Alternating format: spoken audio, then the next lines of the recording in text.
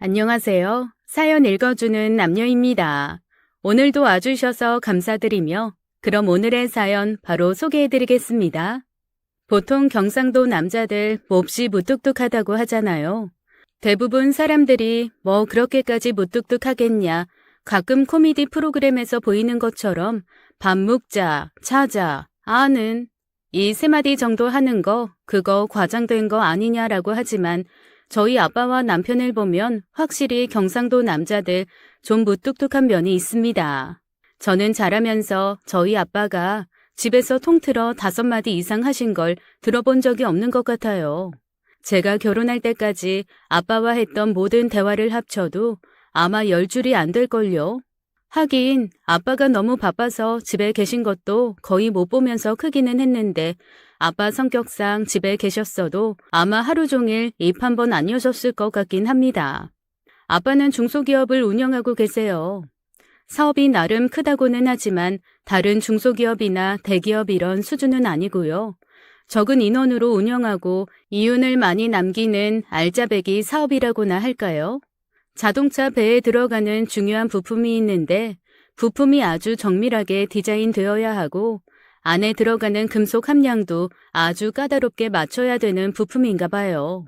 부품이 없으면 자동차나 배가 움직이기가 힘들고 그러다 보니 실패 없이 만들어서 납품하는 게 중요한 모양이더라고요. 아빠가 운영하는 회사는 부품을 아주 잘 예민한 부분까지 잘 맞춰서 만드는 그런 회사입니다. 당연히 적은 사람으로도 충분히 운영이 가능한 회사고요. 그래서 제가 자세하겐 모르지만 연매출이 수십억 원대에 달하고 아주 잘 나갈 때는 100억 원까지도 매출이 올라가는 걸로 알고 있어요. 하지만 이것도 다 제가 몰래 아빠 회사 이름으로 회사 정보를 알아볼 수 있는 사이트에서 본 사실이지 아빠는 한 번도 회사 일이 어떻다 저떻다 돈이 이만큼 벌린다 안 벌린다 말씀을 하신 적이 없습니다. 오죽하면 20년째 이제는 차가 굴러가는 게 신기하다 싶을 정도의 고물차를 여전히 스스로 몰고 다니시니까요. 아빠가 양복 입는 것도 한 번도 본 적이 없어요. 늘 기름이 묻은 잠바, 그것도 20년째 엄마가 매주 정성을 다해 빨기는 하지만 빨면 빨수록 어쩐지 더 낡아버릴 것만 같은 그런 잠바가 아빠의 몇 안 되는 옷 중에 하나입니다. 그런 아빠가 유일하게 그래도 즐기는 취미가 있는데요. 취미도 말 한마디 필요 없는 낚시입니다. 늘 회사 일이 바빠서 정신없이 집, 회사만 왕복하시다가 한 달에 2번 아빠는 비가 오나 눈이 오나 둘째 주와 넷째 주는 꼭 1박 2일로 홀로 낚시를 가십니다. 제가 어렸을 때 한 번 아빠한테 이렇게 조른 적이 있어요. 아빠, 내 친구들은 아빠가 낚시 가고 그러면 따라간대. 낚싯대 옆에서 봐주기도 하고, 아빠가 고기 잡으면 같이 먹기도 하고, 밤에는 라면이랑 피자도 시켜준다는데, 이번에는 나도 같이 가면 안 돼요? 그때마다 아빠는 다른 아빠들처럼 이래저래서 안 된다, 위험해서 안 된다 이런 대답도 없이 아무 말도 하지 않고 고개만 2번 척척 젓고는 낚싯짐을 꾸려서 휙 밖으로 나가버리시곤 했습니다. 아빠가 대답도 없이 그렇게 나가버리니 어린 저는 남겨진 채 혼자 우는 것밖에 할 게 없었죠. 그때마다 엄마가 저를 안고 위로하면서 그러셨습니다. 아이고 무심한 인간. 돌덩이도 예쁜 딸내미가 저렇게 얘기하면은 돌아보는 척이라도 하겠네. 어쩜 저렇게 나무 토막 같은지. 내가 저런 인간이 뭐가 좋다고 결혼을 했나 몰라. 그런 일이 몇 번 있은 다음부터 저는 아빠에게는 아예 어떤 것도 요구하지 않는 딸이 되었죠. 당연히 서먹서먹하고요. 조금 컸을 땐 엄마에게 한번 물어본 적이 있었습니다. 엄마는 왜 아빠랑 결혼했어요? 그랬더니 엄마가 이러시더라고요. 어이없긴 했지만 그게 정답이다 싶은 대답이었습니다. 눈 돌아서, 미쳐서, 내가 정신 나가서. 너 나중에 진짜 남자 잘 골라. 그래도 말은 10마디 이상 하는 사람이랑. 꼭 그런 사람이랑 결혼해라, 응? 남자 수다스러운 거 못 쓴다고들 하는데 내가 살아보니까 저렇게 입이 없어도 되는 사람보다는 그래도 끊임없이 나불거리는 사람이 나아. 귀에서 피가 나도 속에서 답답한 건 없을 거야. 제가 생각해도 저희 엄마 아빠 진짜 희한한 커플이거든요. 아빠의 입이 절대 열리지 않는 입이라면 엄마의 입은 절대 닫히지 않는 입입니다. 한 번은 그런 생각을 한 적이 있어요. 아빠가 말이 저렇게 없어진 건 혹시 엄마 때문이 아닐까.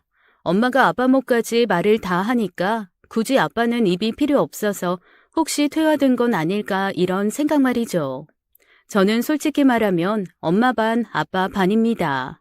조금 진중하고 하나를 파고드는 건 아빠를 닮았지만 하고 싶은 말하고 그때그때 털어내야 하는 가벼운 성격은 엄마를 닮았어요. 그래서 아마 연구소의 연구원 직업을 가지게 된 것 같습니다. 현미경을 가만히 들여다보고 있는 시간은 저에게 가장 평화로운 시간이에요. 하지만 일단 현미경 밖에서는 전 투머치 토커가 됩니다. 제가 현미경 안에서 뭘 봤는지, 어떤 걸 봤는지, 그걸로 어떤 걸 할 수 있는지 주변 사람들한테 끝없이 말해야 하는 수다쟁이인 거죠. 그렇게 연구원 생활 4년 차에 저희 남편을 만났습니다. 남편은 저희 연구소에 특수 비이커를 납품하는 사람이었어요. 처음엔 젊은 사람이 저희 연구소가 이런 비커가 필요하다고 하면 저희보다 더 열심히 연구해서 샘플을 가져오고 그 다음에 또 이런 플라스크가 필요하다고 하면 그것도 또 열심히 연구해서 가져오고 하길래 젊은 영업사원이 정말 열심히 일하는구나. 회사에 저런 사람 있으면 사장님은 진짜 좋겠다라는 생각을 한 적이 있었거든요. 그래서 1년쯤 지난 뒤에 제가 아무 생각 없이 이렇게 물어봤습니다. 그런데 항상 혼자 되게 열심히 하시네요. 다른 직원분들은 한 번도 본 적이 없어서요. 사장님이 엄청 신뢰하시나 봐요. 그랬더니 아무 말도 없이 한 10분쯤 있다가 저희 미팅이 다 끝나고 집에 갈 준비를 하던 중에 갑자기 이러는 겁니다. 제가 이 사장입니다. 저는 이미 10분 전에 제가 수다 떨듯 했던 말은 까맣게 잊어버린 터라 아니 이 사람이 뜬금없이 왜 갑자기 자기가 사장이라고 하지? 혹시 나한테 관심이 있어서 고백하기 전에 어필하는 건가? 라는 착각을 잠깐 했습니다. 그러다가 그게 10분 전 제가 한 말에 대한 대답이라는 걸 알고 몹시 당황했죠. 저희 아빠의 미님이 판박이를 밖에서 만난 것 같은 당혹스러움이랄까요? 어머, 사장님이셨어요? 근데 왜 한 번도 말씀을 안 하셨어요? 저는 당연히 영업사원인 줄 알았어요. 1인 기업이라서요. 이 연구소에서 저희 비이커랑 플라스크 너무 잘 써주셔서 다른 데도 많이 납품 계약할 것 같습니다. 안 그래도 감사 인사드리려고요. 고맙습니다. 나중에 알았지만 제 남편이 그때 저에게 이렇게 길게 말한 건 남편으로서는 평생 거의 처음 있는 일이었던 거였어요. 남편도 그만큼 말이 없는 사람입니다. 그렇게 한번 그래도 말을 튼 저희는 문자로 간단하게 안부를 주고받다가 비이커와 플라스크에 대한 의견을 서로 나누면서 조금씩 정이 들었습니다. 그렇게 얼결에 연애를 시작했어요. 1년 정도 연애를 하면서 제가 가장 큰 갈등에 빠졌던 건 제 남편이 아버지와 너무 비슷하다는 거였습니다. 자존심도 엄청 세서 만약 나중에라도 아빠와 자존심 싸움을 벌이면 가운데서 제가 고래 싸움에 새우등 터지기 십상이겠더라고요. 그래서 먼저 엄마를 한번 보여드렸죠. 딱 2시간 만나고 들어온 엄마가 그러시더라고요. 야, 나 평생 네 아빠 하나만으로도 벅찼어. 혹시 내가 욕심이었던 거니? 아니, 내가 사위랑 찜질방 가서 수다 떨면서 드라마 보고 계란 까먹는 걸 원하니? 아니면 사위하고 팔짱 끼고 백화점 쇼핑 가는 걸 원하니? 그래도 명절이라고 왔으면 집에서 한두 마디 남자 목소리가 들릴 정도는 입을 열어주는 사람을 사위로 들여야 될 거 아니야. 1박 2일 동안 딱 한마디도 안 하고 입 꾹 다물고 밥만 먹고 쉴 텐데. 아니 사위놈도 저렇게 네 아버지랑 똑같은 놈 데리고 오면 그게 명절이니? 정막강산 비군이 절이지. 엄마의 한탄 저는 충분히 이해했습니다. 그런데 참 제 눈에 안경이라고 저도 어쩔 수가 없더라고요. 아버지와 똑같은 게 마음에 걸리면서도 말 없는 거 외엔 그 사람이 보여주는 모든 면이 저를 사랑에 빠지게 만들었습니다. 그는 말이 없는 대신 정말 진중하고 성실한 사람이었어요. 1인 기업이라고 해서 그래도 몇 명 직원이 있을 줄 알았는데 자기 하나, 그 다음에 실제 제품을 만들어주는 사람 하나, 그리고 잡일해주는 격리 겸 총무를 하는 사람 하나, 이렇게 3명이 운영하는 회사더라고요. 국가에서 보조금도 받고 아주 매출이 크지는 않지만 특이한 재질의 물건을 만드는 회사라 그런지 전망은 유망해 보였습니다. 남편도 조금씩 회사를 키울 생각에 힘을 내고 있는 상황이었고요. 그렇게 저희는 사업이 더 커지기 전에 결혼을 해서 조금 안정을 찾자라는데 서로 합의를 봤습니다. 엄마는 그 이후로도 한두 번 만나 밥을 먹었지만 문제는 아빠였어요. 일단 아빠한테 결혼할 남자가 있다는 걸 말하는 것부터 제게는 난관이었는데 둘 다 말이 없기로는 세계 1, 2위를 다툴 사람들이니 대체 어떤 자리를 어떻게 마련해야 할지 막막하기만 했습니다. 한 은하계에 2개의 태양이 뜰 수는 없는 법이잖아요. 저희 아빠가 침묵의 황제라면 제 남편감은 침묵의 대마왕 같은 느낌이었거든요. 그래서 제가 정말 3일 밤을 잠도 못 자고 고민을 하다가 한 가지 아이디어를 떠올렸습니다. 일단 둘이 밖에서 식사 자리를 한번 마련한 후에 둘째 주, 넷째 주 낚시 가는 아빠와 남편을 같이 낚시터로 보내겠다는 계획이었죠. 정말 다행히도 남편 역시 낚시를 즐기는 사람이었거든요.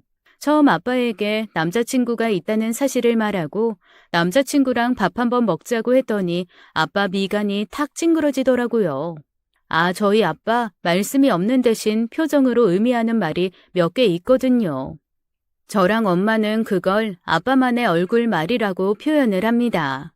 미간을 한번 찌푸리면 마음에 안 드는데 라는 뜻이고 2번 찌푸려서 주름이 3개가 만들어지면 너무 싫어라는 뜻입니다. 그 다음에 아예 눈을 지그시 감고 이마에 가로 세로 줄이 다 가게 얼굴을 찡그리면 다시는 말도 꺼내지 말라는 뜻이죠. 대신 입꼬리 안쪽이 실룩 올라가면 괜찮다는 뜻이고요. 입꼬리 2개가 실룩실룩 움직이면 좋다는 얘기예요. 엄마는 거기에 덧붙여서 이렇게 말씀하시더라고요. 너희 아빠가 정말 드물게 치아가 딱 3개쯤 보이게 입 벌리고 웃을 때가 있어. 그때는 너무너무 기분이 좋은 거야. 그래서 제가 물어봤어요. 그렇게 치아를 보이신 걸 난 한 번도 본 적이 없는데? 대체 엄마는 그 얼굴을 언제 봤어? 엄마가 씩 웃으면서 그러시더라고요. 너 태어났을 때, 너 태어나고 처음 왔는데 딱 그렇게 치아 3개 보이게 웃더라. 나도 그때밖에 못 봤어.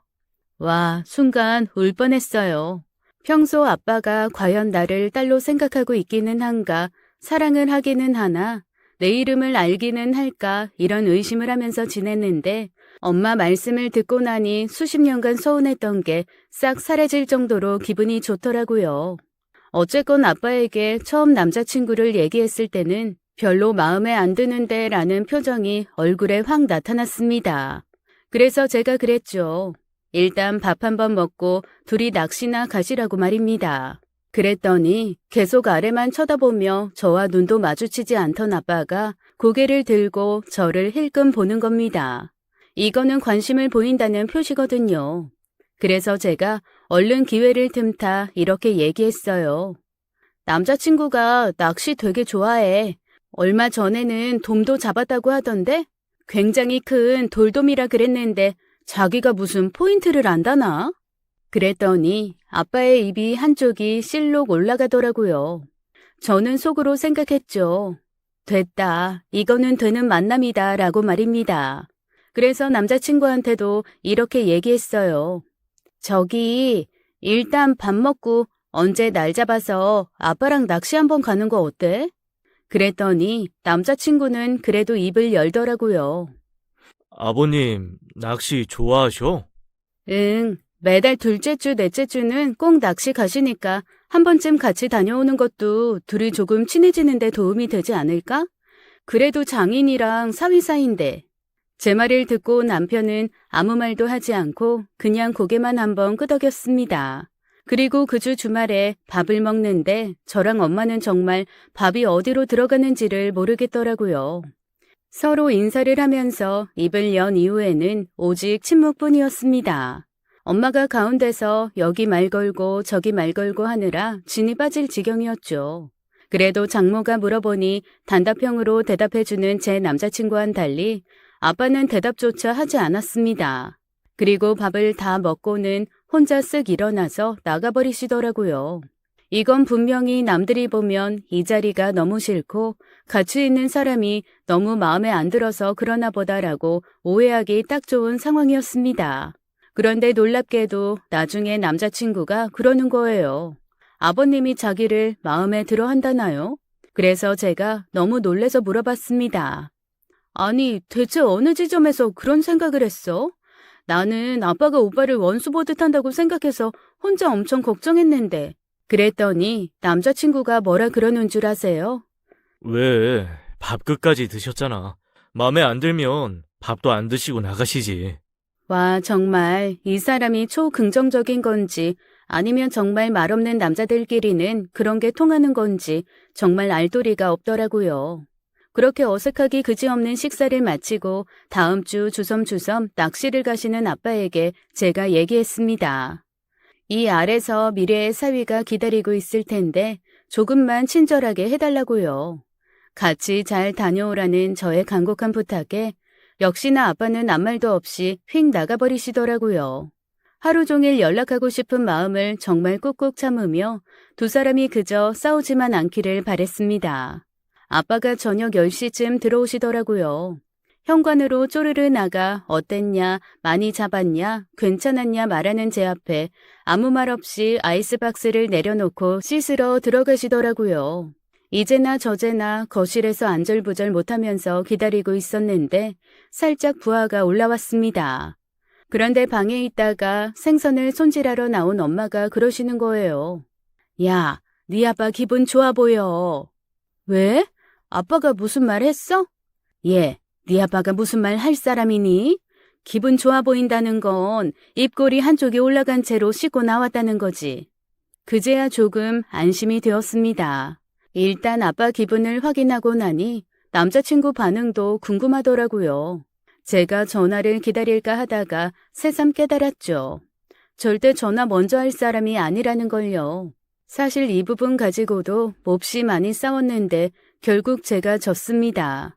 그나마 절반의 승리라고 여기는 건 그래도 몇 번의 싸움 끝에 하루 두 번 살아있음을 알리는 문자 정도는 먼저 줄 수 있는 사람이 됐다는 거죠. 여전히 전화는 용건이 정확해야만 하는 게 제 남자친구입니다. 답답한 사람이 우물 파야죠. 어쩌겠어요. 저는 참지 못하고 남자친구에게 전화를 걸었습니다. 자기야, 왜 연락을 안 해줘? 아무 일도 없는데 왜 연락을 해? 지금 집에 들어왔어. 아니, 아빠랑 어땠는지 말을 해줘야지. 낚시 잘했어. 아빠랑 대화 좀 했어? 낚시터에선 떠들면 안 돼. 한숨이 절로 나왔습니다. 뭘 바란 게 잘못이죠. 그래요. 낚시터에선 떠들면 안 되죠. 정말 두 남자는 열심히 낚시만 하고 온 거였습니다. 제가 나중에 남자친구를 붙들고 앉아서 정말 들들들 볶아가면서 캐물어봤거든요. 그랬더니 남자친구가 이러더라고요. 정말로 아버님이 자기를 싫어했으면 낚시터를 같이 가지도 않았을 뿐더러 갯바위 낚시하면서 멀찍이 떨어져서 포인트를 잡았을 거다. 그런데 자기를 일행으로 인정을 해줬고 옆에 앉아서 같이 낚시를 했고 함께 미끼도 나눠서 썼고 물고기 통도 공유했다. 낚시에서는 이 정도면 찐친이다 라고 말입니다. 속으로 생각했어요. 대체 이 사람이 찐친이라는 단어의 뜻을 아는 걸까? 대체 찐친이 뭔지나 알고 쓰는 말일까? 라고 말이죠. 답답했지만 어쩌겠어요. 사람마다 기준이 다른 것을요. 다행히 엄마를 통해 들은 아빠의 반응도 그다지 나쁘진 않았고 저는 큰 고비 하나 넘기는 마음으로 결혼을 했습니다. 결혼을 하고도 생활은 비교적 순탄했어요. 남편은 성실했고 열심히 일했죠. 문제는 더 이상 연구소나 학교에서 비이커를 대량 주문하지 않는 상황이 왔다는 겁니다. 제가 모르는 여러 가지 상황이 있기는 하겠지만 남편이 만드는 유리 함량이 높은 비커가 위험하다는 얘기가 있었나 봐요. 물론 시약이나 기타 등등 안정성을 위해서는 유리 비이커가 제일 좋기는 하죠. 플라스틱은 녹을 수도 있고 다른 성분이 나올 수도 있으니까요. 그런데 그거 외에 다른 대체제들이 많이 발명이 되면서 남편이 만드는 제품에 대한 수요가 좀 줄기도 했고, 또 일부 수요처에서는 저처럼 퀄리티를 따지는 게 아니라 그냥 어차피 소모품 개념으로 몇 번 쓰다 버리지 뭐 라고 하면서 단가가 싼 것들을 찾기 시작한 겁니다.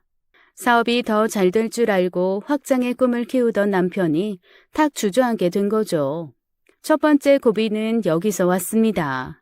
아예 연구개발에 시간을 좀 더 투자를 해서 고가더라도 남들이 넘보지 못하는 물건을 만들던가 아니면 차라리 저렴한 걸 가득 가져다가 박리담회로 판매하는 사람이 되던가 둘 중에 하나를 선택해야 할 때가 온 거죠.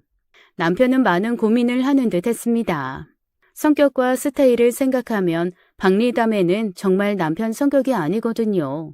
한 군데 납품을 하더라도 자기 물건의 진가를 알아주고 사회에 좋은 영향력을 끼치는 그런 물건을 만들고 싶어하는 사람이기 때문에 박리담회는 아무래도 선택을 하지 않을 것 같더라고요. 그런데 연구개발에 좀 더 몰두하다 보니 자금이 턱없이 부족한 겁니다. 남편 자존심에 집은 건드리기 싫고 자기가 가지고 있는 것들을 담보로 대출을 받아 다음에 시부모님이 물려주시기로 한 유산을 미리 조금 받는 것으로 아마 R&D 비용을 하려고 했나 봐요. 그런데 저도 연구소 출신이라 알지만 연구 개발비가 그렇게 적게 드는 게 아니거든요. 물건을 생산하고 시제품으로 만들어야 되는 경우 한 번 생산할 때마다 몇 천만 원씩 드는 경우도 부지 기수입니다. 제대로 쓸 수 없이 한 번 만들어보고 폐기하는 비용인데도 말이죠. 그래서 연구를 하려면 항상 자금이 두둑해야 하거든요. 남편에게 그런 자금이 있을 리가 없죠. 매시간 괴로워하는 걸 보니까 신혼인 저도 같이 덩달아 힘들어지더라고요. 그런데 어느 날 엄마가 그러시는 겁니다. 저랑 남편 잠깐 와서 아빠 좀 만나고 가라고요. 아빠가 부르시는 일은 없는 일이어서 혹시 크게 편찮으신가 싶어 남편과 불이 나게 아빠를 찾아갔습니다. 아빠가 아무 말도 없이 통장 하나를 내놓으시더라고요. 제가 얼른 받아들었죠. 아빠 이게 뭐예요? 하고 딱 열었는데 통장엔 5억이라는 돈이 들어있었습니다. 아빠가 말없이 턱으로 통장을 휙 가리키면서 가져가라는 표시를 하시더라고요. 답답했습니다. 아니 이게 대체 무슨 돈인 줄 알고 내가 가져가는지 정도는 말해줘야 되지 않냐고 그랬더니 엄마가 옆에서 그러시는 거예요. 사업자금에 보태라고요. 그랬더니 남편 얼굴이 갑자기 빨갛게 달아오르면서 코끝이 눈에 띄게 빨개지더라고요. 그러더니 남편이 통장을 다시 아빠 앞으로 밀어놓았습니다. 아버님, 너무너무 감사한데 이렇게 폐를 끼칠 순 없습니다. 제가 한번 알아서 잘해볼게요. 저는 순간 너무 답답했어요. 아무리 제 아빠 돈이기도 하고 제가 아빠 돈을 함부로 쓸 건 아니지만 아니 힘들어하니까 부모가 사업자금 좀 빌려주겠다는데 그거 덥석 받는 게 그렇게 이상한가요? 꼭 여기서까지 이렇게 자존심을 세워야 되나라는 생각에 짜증까지 나더라고요. 그때 처음으로 아빠가 입을 열었습니다. 둘이서 낚시 갔을 때 뭐라고 대화를 했는지 안 했는지 모르지만 적어도 제가 보는 앞에서는 첫 대화였던 것 같아요. 이자 3%. 참 저희 아빠도 대단하시죠? 네, 그게 끝이었습니다. 가타부타 말없이 이자 금액만 딱 얘기한 아빠도 어이가 없었는데 더 어이없는 건 제 남편이었어요. 남편이 가만히 듣더니 통장을 쓱 끌어당기면서 계약서 써서 갖다 드리겠습니다. 그러는 거예요. 어이가 없더라고요.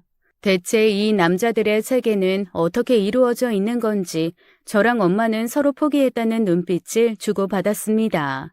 남편은 아빠에게 돈을 가지고 가 사업을 정상화하는데 매달리더라고요. 그리고 어느 정도 수익이 나기 시작한 6개월 뒤부터 정말 아빠에게 원금과 더불어 이자 3%를 꼬박꼬박 갚기 시작했어요. 제가 그랬거든요. 그럴 거면 집에 월급이나 좀 더 가져오라고요. 아빠 돈은 나중에 갚아도 되는 거 아니냐고 말입니다.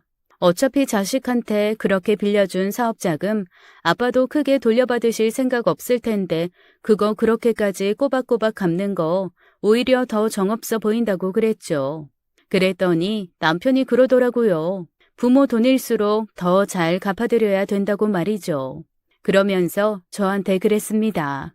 가까이 있는 사람 상처 주는 사람 치고 멀리 있는 사람까지 잘 챙기는 사람 못 봤다며 가까이 있는 것부터 챙겨야 한다고 말이에요.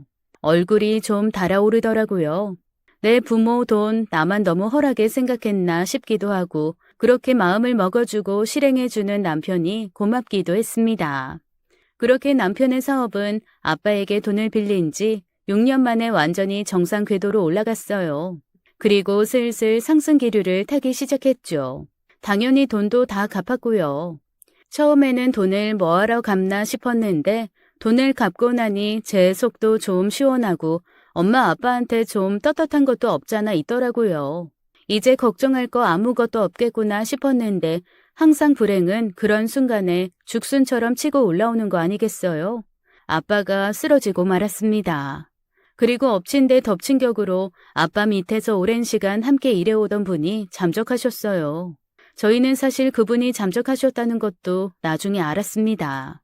그분이 그만두시고 아빠가 쓰러지신 건 줄 알았는데 아주 나중에 알고 보니 그분의 잠적으로 인해 아빠가 쓰러지신 거였더라고요.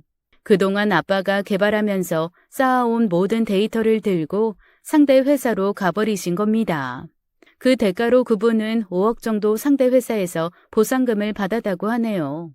저희 아빠가 꼼꼼하신 부분도 있지만 너무 사람을 믿으셨던 탓인지 특허며 뭐며 아무것도 걸어놓지 않으셔서 설계도 그리고 금속의 비율 이런 거를 적어놓고 기록해놓은 모든 자료를 가지고 간 겁니다. 사람한테 배신당하고 중요한 사업의 핵심을 빼앗긴 아빠가 충격을 이기지 못하고 쓰러지신 거죠. 회사에 아무도 남지 않고 당장 납품해야 될 건 연말까지 줄줄인데 누구 하나 일할 사람이 없었습니다. 저랑 엄마는 자칫 잘못하면 미리 주문 넣은 회사한테 몇 배로 돈을 물어내줘야 될지도 모른다는 얘기를 듣고 모골이 송연해지고 아득해졌습니다. 엄마가 그러시더라고요. 집을 팔아도 그거 3분의 1도 안 될 것 같은데 어떡하지라고 말입니다. 처음으로 엄마가 넋이 나간 모습을 보았어요. 제가 그렇다고 뭘 할 수 있는 것도 아니었어요. 아빠 공장 일은 조금도 모르거든요. 그런데 그때 눈물나게 고마운 일이 하나 생겼습니다. 남편이 자기 회사를 바로 아래 부사장한테 운영을 일임하고 저희 아빠 회사로 와서 수습을 해주기로 한 거예요. 그것도 저한테 의논도 없이 아빠 회사 출근 준비를 하면서 바로 전날 저한테 얘기를 하더라고요. 오늘부터 장인어른 회사로 출근할 거야. 당분간 집에 자주 못 들어올지도 몰라. 그게 무슨 소리야? 당신 그런 말 없었잖아. 지금 이번 주부터 당장 해결하지 않으면 연쇄 부도가 날 거야. 부도 나게 되면 장인어른은 물론이고 기업체 그리고 부모님이랑 우리 모두 무사하지 못해. 큰 돈이 걸려있고 어떻게든 사업 안정화시켜야 되고 모든 자료 들고 도망간 사람이랑 법적인 싸움도 벌여야 되니까 당분간은 나 집에 많이 못 들어올 수도 있어. 남편과 연애와 결혼 도합 거의 10년을 넘게 함께 있었는데 이렇게 긴 얘기를 제게 한 건 처음이었습니다. 너무 고맙기도 하고 미안하기도 해서 눈물밖에 나오지 않더라고요. 그리고 그날부터 정말 남편은 팬티 갈아입을 시간도 없이 동분서주 뛰어다니며 넘어가기 시작한 아빠의 사업을 위해 고군분투 해주었습니다. 사람들을 만나 말하기 싫어하는 사람이 몇 시간씩 설득을 하고 그 다음에 거래처를 찾아가서 법적인 문제를 논의하며 얼마나 크게 도의적으로 일이 커질 수 있는지를 얘기했습니다.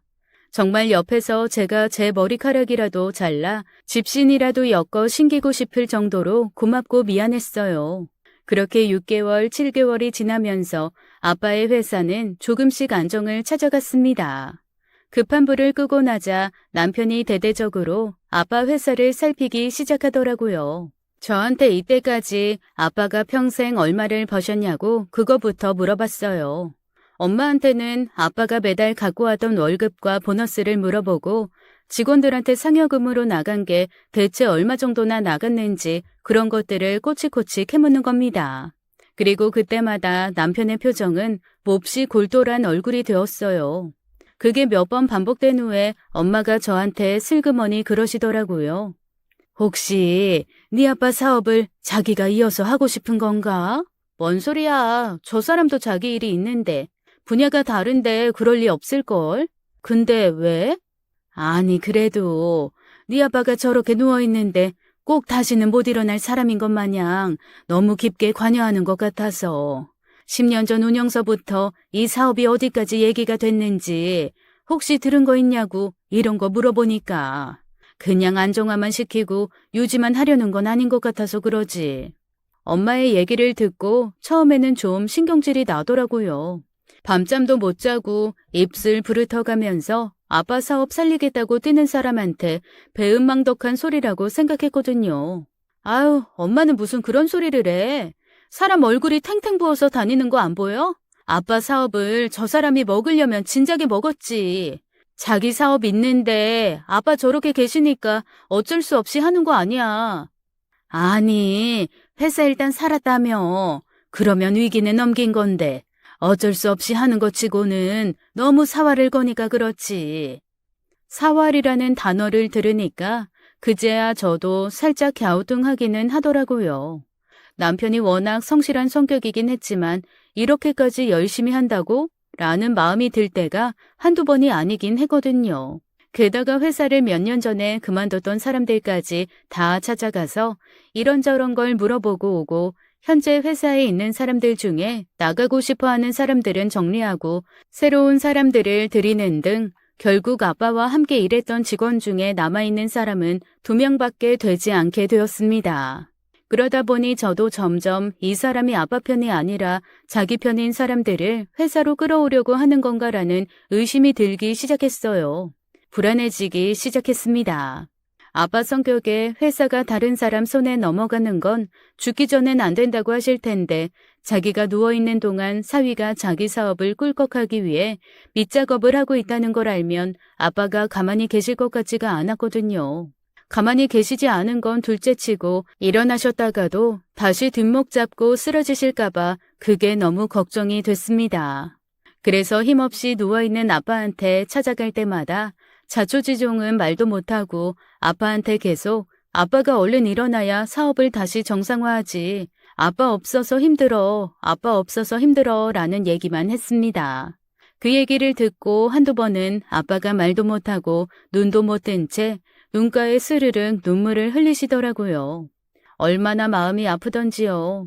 이렇게까지 사업을 좋아하는 사람이 사위한테 사업체를 뺏긴다면 정말 초상날 일이 될 것만 같았습니다.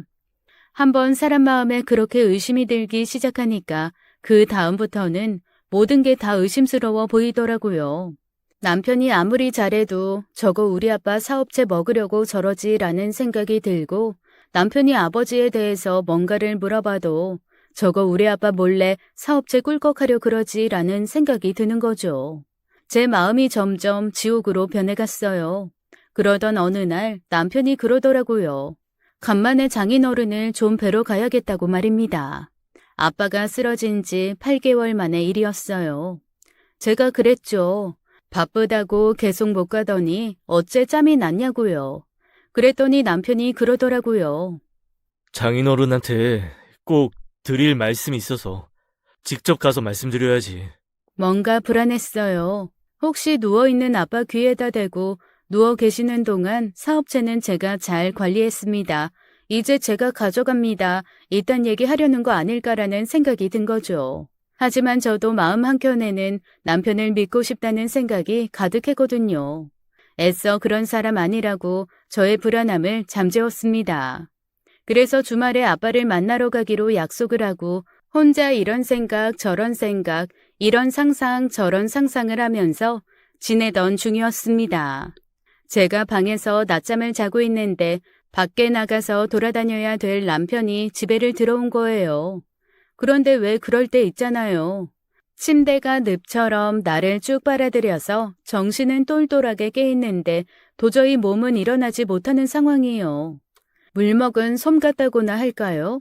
방에 들어와서 제가 자고 있는 걸 본 남편이 무심하게 통화를 하면서 옷을 갈아입더라고요. 아마 급하게 일 수습하다가 옷을 갈아입어야 될 일이 생긴 모양이었습니다. 그전에도 종종 그런 적이 있었거든요. 공장에서 일하다가 중요한 미팅을 가려면 집에 와서 양복을 갈아입고 나가고 이런 적이 있었기 때문에 이번에도 또 그런 건가 보다 했죠. 그러면서 저는 어차피 자고 있는 것처럼 보였던 거 그냥 아는 척 말고 자야겠다라는 생각을 하고 계속 눈을 감고 있었습니다. 그런데 남편의 말이 좀 이상한 거예요. 일단 37억은 해놨고, 회사가 그 정도 가치는 가지는 거니까, 어쨌건 사시는 분도 그 정도 자금은 있다고 하셨으니 회사 매각하는 데는 큰 지장은 없을 것 같습니다. 제 귀를 의심했습니다. 그리고 속으로 생각했죠. 이 인간 진짜로 우리 아빠 회사를 팔아먹을 생각이었나 보네라고 말입니다. 아니 회사 하나를 파는데 고작 37억이라뇨. 우리 아빠 회사가 아무리 구멍가게라곤 하지만 그래도 한때는 최대 매출 100억이 넘던 회사인데 고작 37억에 팔아넘긴다는 말이잖아요. 이 인간 정말 머리 검은 짐승이었잖아 라는 생각이 들면서 눈물이 나더라고요. 자기 사업 어려울 때 아빠가 그렇게 도와준 건 생각도 안 하고 아빠가 저렇게 누워 계신데 회사 매각을 할 생각을 하는 거야? 라는 뿔딱지가 나면서 머리카락이 삐쭉 서올랐습니다. 하지만 그 와중에도 저는 아주 가느다란 희망을 가지고 있더라고요. 남편이 주어를 얘기하지 않았으니 그게 아빠 회사가 아니라 자기 회사일 수도 있겠다는 생각을 한 거죠. 그렇게 남편은 후다닥 옷을 갈아입고 나갔고 저는 그때부터 한숨도 자지 못했습니다. 퀭한 얼굴로 남편이 밤에 들어오기만을 기다렸죠.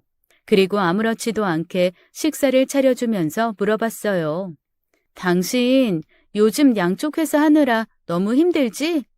그러게, 정신이 없네. 그러지 말고 그러면 사업을 하나 정리하는 게 어때?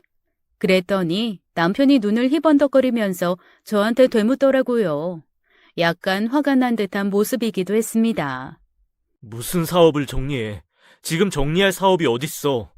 어떻게든 2개 다 살려보려고 애쓰는 사람한테 정리하라는 소리나 하고. 됐어. 국이나 더 줘.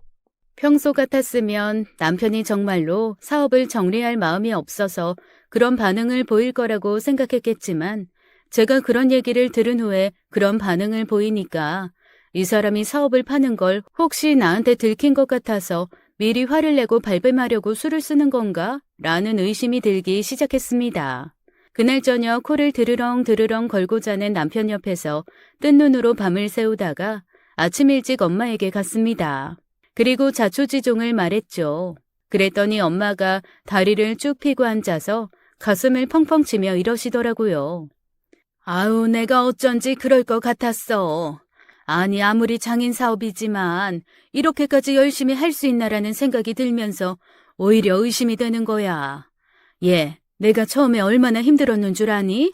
사위는 저렇게 애를 쓰고 힘들어하는데 장모란 게 옆에서 우리 사업체 가져가는 거 아닌가 하고 의심만 하고 있는 것 같아서 내가 사실 마음이 편하지 않았거든. 그래도 내 촉이 자꾸만 그런 것 같다라고 얘기하는 걸 어떡해. 그런데 지금 네 얘기 듣고 나니까 완전히 빼박이잖아. 엄마 말을 듣고 한숨만 나오더라고요. 아니, 저로서는 아빠도 사랑하고 남편도 사랑하는데 아빠를 선택해야 되냐, 남편을 선택해야 하냐의 기로에 속한 거나 다름이 없잖아요. 정말 속이 상했습니다. 그리고 그동안 애써줘서 고마웠던 남편이 원망스러워지더라고요. 그냥 적당히 해서 대충 사업이 망하지는 않게나 만들어놨다가 아빠한테 넘기지 왜 그런데 욕심을 내가지고 이렇게 나를 갈등하게 하나 싶었던 거죠. 그로부터 며칠 동안 제 마음은 지옥이었습니다. 그런데 제 마음이 지옥이라 얼굴을 찌푸리고 있는 것과는 달리 남편은 몹시 기분이 좋아 보였어요. 아니, 샤워하면서 안 하던 콧노래를 다 부르더라니까요. 제 합리적 의심은 점점 더 확신으로 바뀌어갔죠. 저 인간 저거 회사 팔고 돈 벌 생각에 신났구만. 그러면서 저는 혼자 상상으로 집을 짓기 시작했습니다.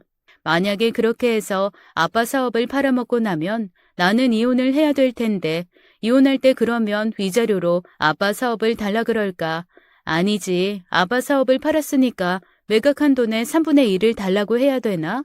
그 돈 가지고 아빠한테 다시 사업을 차려줄 수 있을까 이런저런 상상을 하는 제 자신이 미우면서도 현실적으로 그런 상상을 하지 않고 상황이 닥쳐왔을 때 당황할 건 더 싫었습니다. 이렇게 혼자 고민하다 복장이 터져 죽느니 차라리 바로 물어보자는 생각이 들더라고요.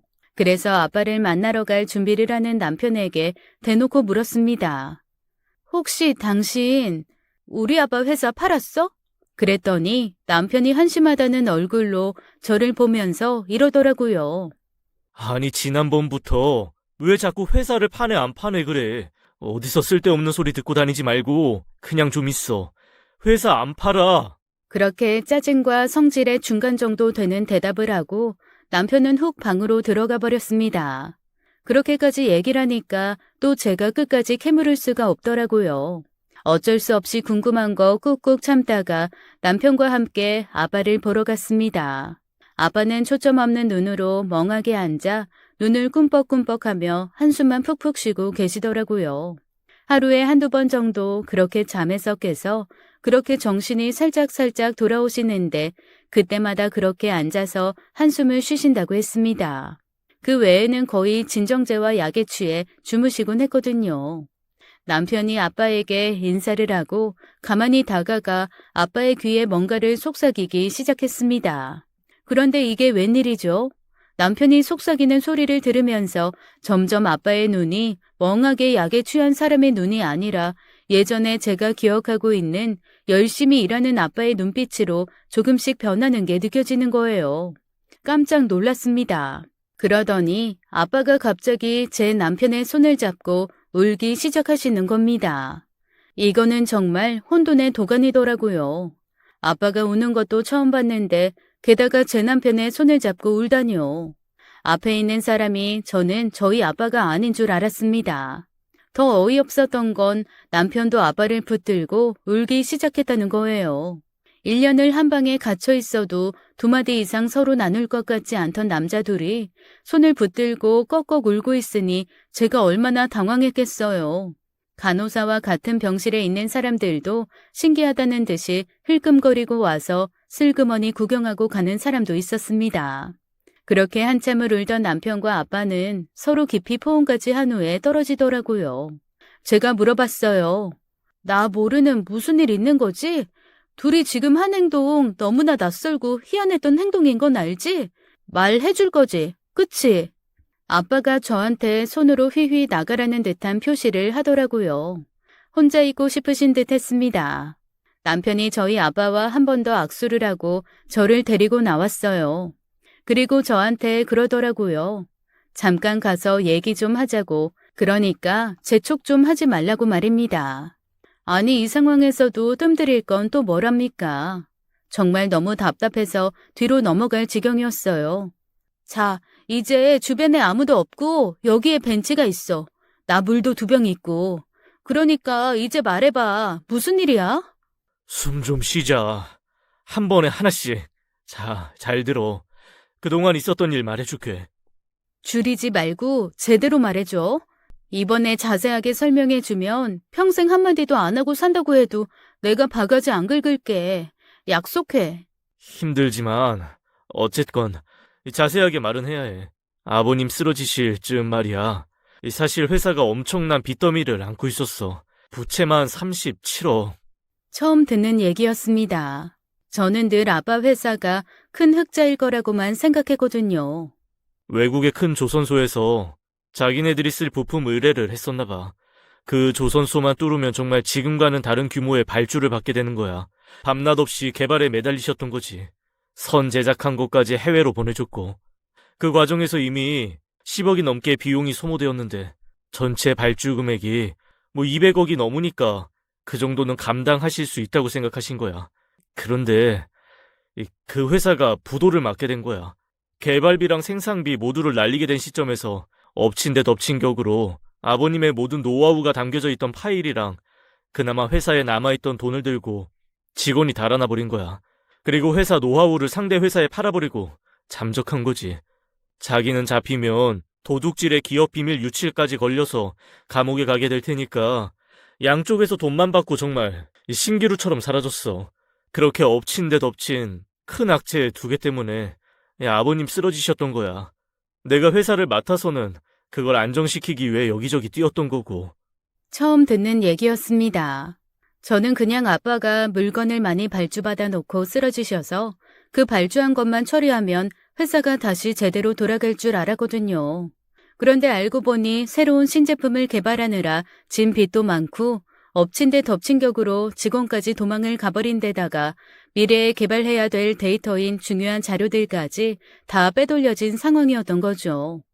이게 문제가 복잡하더라고. 일단 업체가 해외 업체라 분쟁을 조절해줄 곳을 찾아 일부라도 변상받을 수 있는 방법도 찾고, 거래처에게는 최대한 양해를 구하는 것도 해야 했고, 무엇보다 기술 유출에 대한 소송이 제일 힘들었어. 그랬던 거였습니다.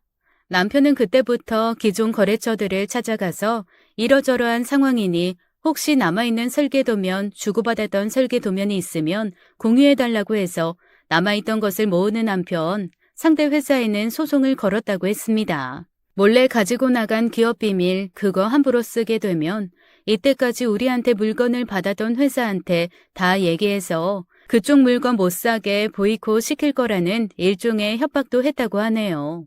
그리고 거래처들마다 찾아다니면서 사정을 얘기하고 혹시 다른 곳에서 더 싸고 저렴하게 해준다고 하면 그냥 하시되 조금만 아빠의 회사를 믿고 기다려달라는 인사까지 다 했다고 합니다.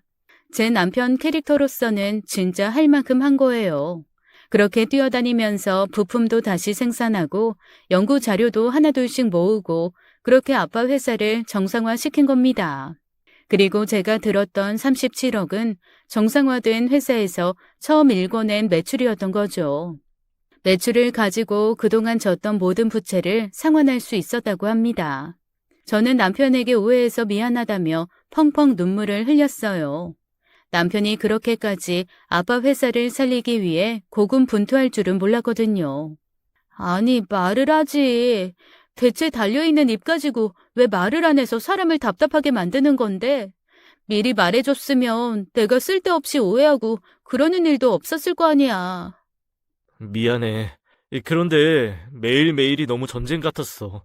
하루에도 12번씩 상황이 바뀌고, 그나마 내 회사는 부사장이 버티고 있어줘서 크게 신경 안 쓰고도 굴러갔지만, 그래도 아예 모른 척을 할 수는 없으니까 정말 초인적인 힘으로 살았다.